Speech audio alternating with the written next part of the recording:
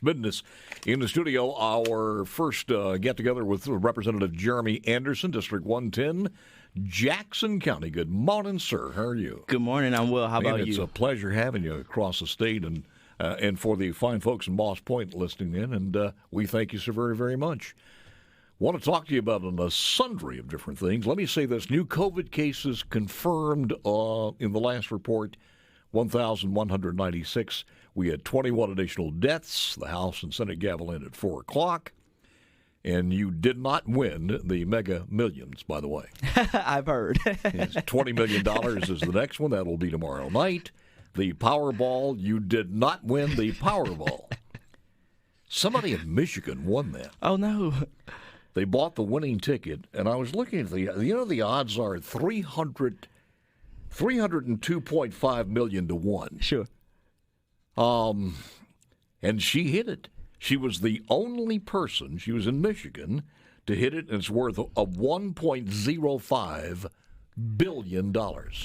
Maybe we give her a call. She'll share with us, Paul. No. I'll trust you. Her phone number is now unlisted. Winning numbers, the winning ticket was purchased at a Kroger store. We don't sell at Kroger stores here, though. We do not. In the Detroit suburb of Novi, in the Michigan Lottery, said the jackpot figures referred to the amounts a winner opts for an annual paid 30 installments. Most winners choose the cash. Okay, let's see here. If she decided to go in and take it in cash, would be $776.6 million before taxes. Right. After taxes, she receives a paltry. How much? $557 million. Jeez. I just dump my phone in a bucket of water and keep going. Let me say this. The brother-in-law ain't going to get through. She's calling. You know that. All right. Big news here is that you have decided to run for the mayor of Moss Point. That's correct. You put a lot of thought into this. A lot of thought. I thought your trajectory was to continue climbing in state politics, but you made that decision to kind of turn your attention to Moss Point itself. Why? You know, I love Moss Point, and I, of course, want to continue in public service. I want to climb the ladder, but you can't forget where you come from. Mm-hmm. And I don't think I can comfortably continue to move forward and see my community pretty much continue to dwindle in population and crime. Last night we had a shooting.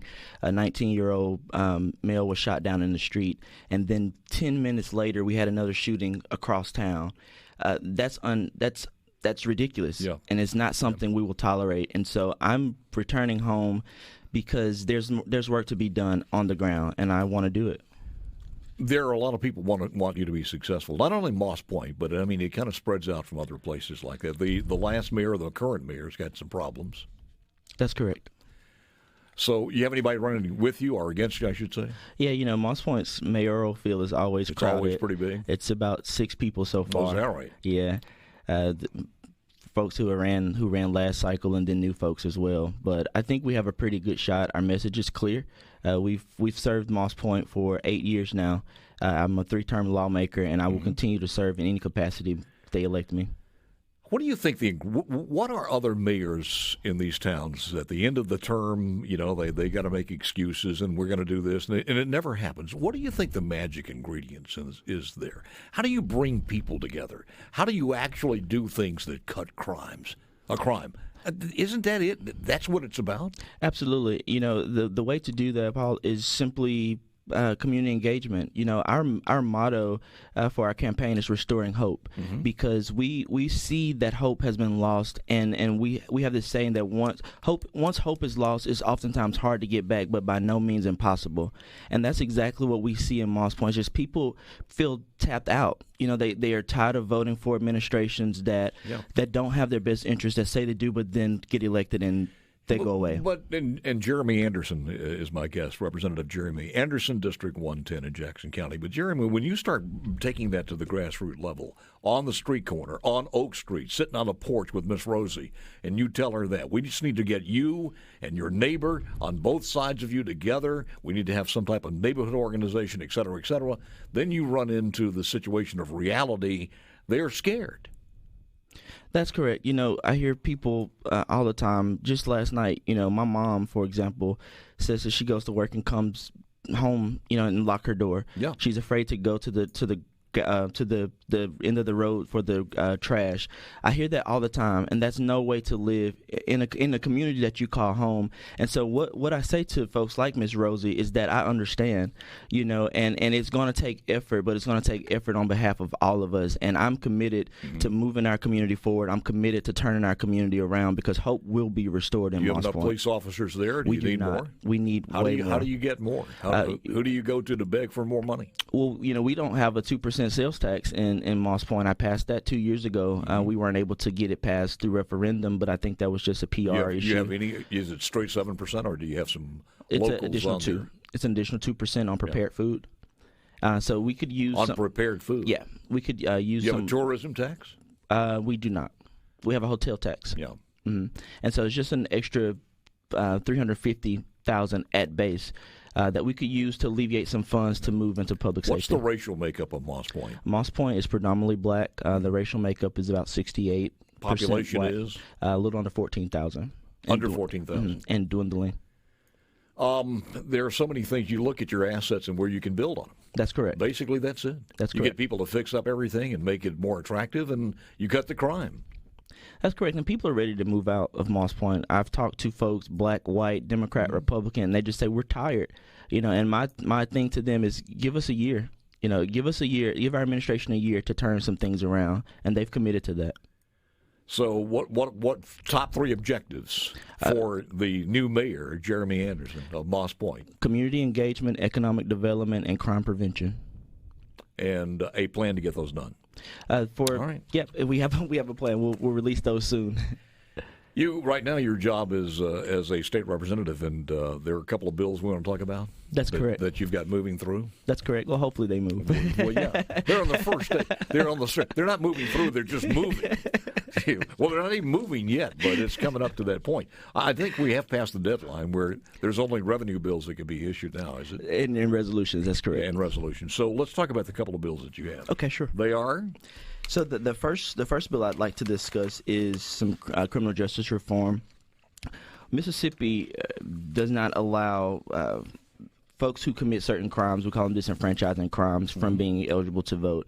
And I don't agree. I don't agree with lifetime bans. I'll start there.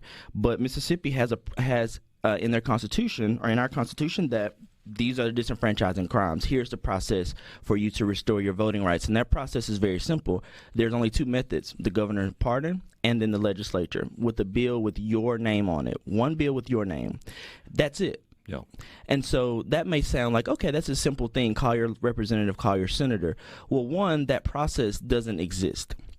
It's literally up to one person in the House and one person in the Senate to decide whether or not your crime fits whatever this arbitrary description or process or standard is for the House or Senate. Is this normal in other states? It is not. All right, well, and for folks, I don't want you to phase out of this one because I read over this bill and I agree with Jeramey on this one.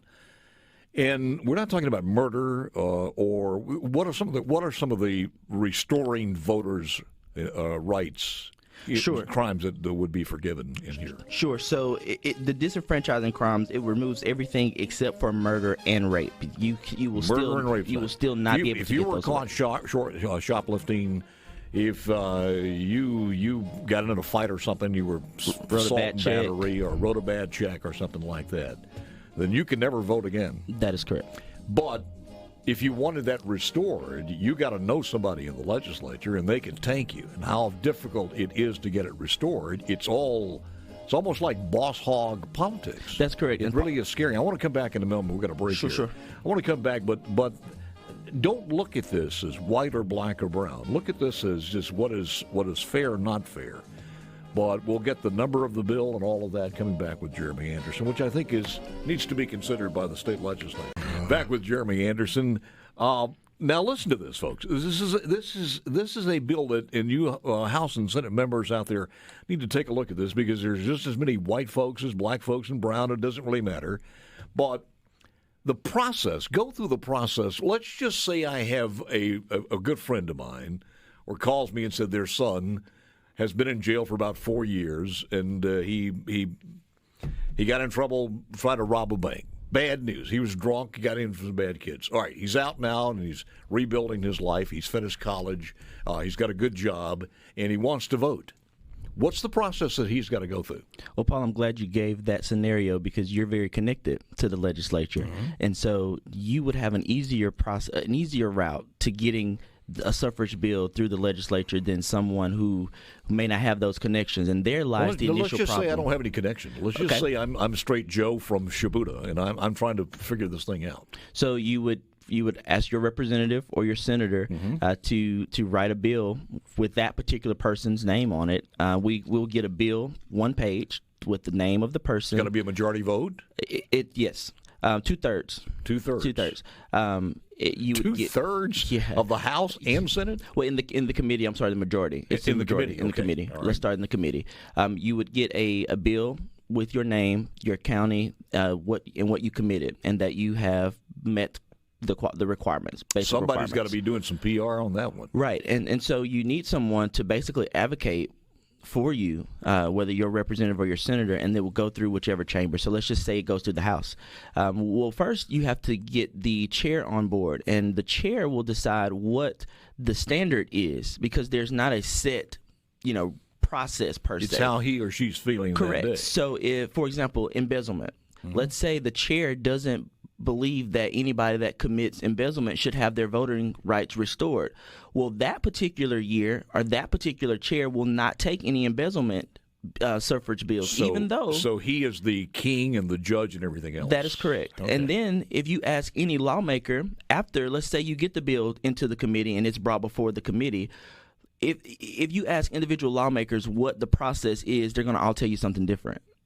Right, because it's up to you as an individual. Set guidelines. That's correct. Right. And so unless you have a lawmaker advocating for you, you will not get your voting rights restored. I actually went back 7 years to look at how many suffrage bills were introduced and how many actually became law without the governor's signature or with. Yeah, I would think most people just give up. It's a 45% chance that you'll have your voting rights restored. What are you advocating in this bill? Say again, Paul? What are you advocating in the bill that you've got? Complete restoring of your voting rights after you have completed your sentence with MDOC, and that is not including probation. That is parole and completion of your sentence. And if you complete your sentence, you don't get in trouble again? No, you don't get in trouble again.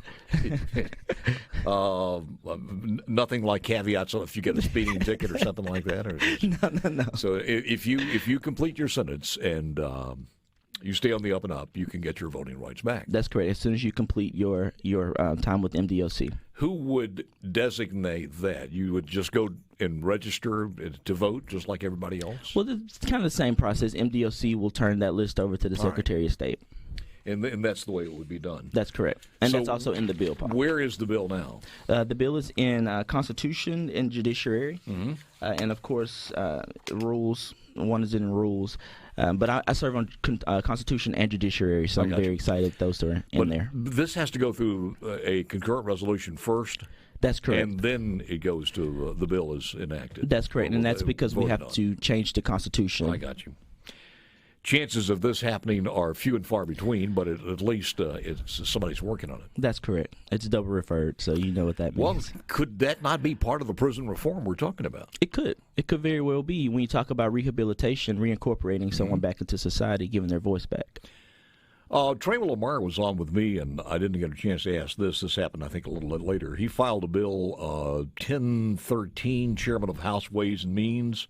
The bill creates a Medicaid commission to run the agency. The bill states that they would have a 7-member committee, 3 members appointed by the governor, 4 members appointed by the lieutenant governor, none by the House, because I think in the Constitution the House cannot do the appointments. Correct. But this is taking the Medicaid commission away from the governor, whomever the governor happens to be, and putting it in form of a board. Your thoughts on that one? I actually haven't read 1013. I'll take a look at it. Trey is a good friend of mine, and so I'll take a look at 1013 and see what it is. I haven't read the bill, honestly, Paul.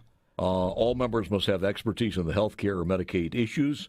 At least one governor appointee, 2 lieutenant governor appointees can have not have any financial interest in a provider at the Medicaid services. At least one. Commission appoints the executive director. The director cannot have served in the legislature for the previous 3 years. It's an interesting bill to actually yank that agency and move it to a board. So we'll see what happens with that one. Next time we have Trey on, we'll certainly go over that with him. But no other thoughts on that one? I don't. I would like to know why we're taking it from the governor, but his rationale behind taking it from the governor. You got to read the whole bill. Yeah, I'll take a look at the bill. What other bills are you looking at? I definitely want to see voting reform expand, or the interest expand across the legislature. I'd like to see more prison reform. And we were talking before we went on air about reforming the system in general. The legislative process is completely antiquated, in my opinion. Yeah. One of the bills that I've drafted is a rule to allow or to really mandate each chair to publish their agenda 24 hours before the meeting. What happens, Paul, is we'll get a notification that we have a meeting 10 minutes after adjournment, and we go sit in the committee room with major committees, corrections, judiciary, and we'll get 10 bills that we've just seen. This is our first time seeing the bill, and we'll sit in committee meetings for 10 minutes, and we've passed 10 bills, major reforms, good or bad.